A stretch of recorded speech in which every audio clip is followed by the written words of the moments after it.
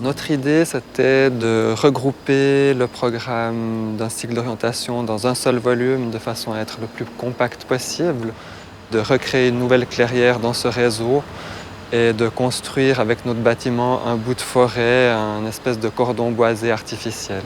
La taille de l'école nécessite un grand espace extérieur disponible pour les enfants qui viennent à l'école et c'est pour ça que cette clairière faisait beaucoup de sens. Au rez-de-chaussée, on a des troncs en quantité moindre et plus on monte dans les étages et plus les ramifications et les branches deviennent nombreuses.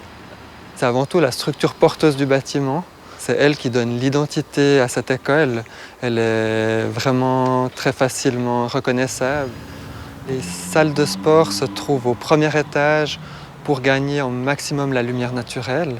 Elles permettent d'apporter sur les 3 niveaux des salles de classe de la lumière naturelle également dans les espaces de circulation. Le bâtiment, il est ventilé complètement naturellement, donc on ouvre les fenêtres pour aérer les classes, il n'y a pas de ventilation mécanique. On retrouve la forme d'un vase de Alvar Aalto. Il s'agit d'une intervention artistique de John Armleder. Donc il a repris la forme de ce vase célèbre de Aalto sous la forme d'un motif qui devient un petit peu le motif dédié à cette école. On a décliné cette forme par exemple dans des poignées de porte, à l'extérieur, sur la piste de course ou encore dans les vestiaires des salles de sport.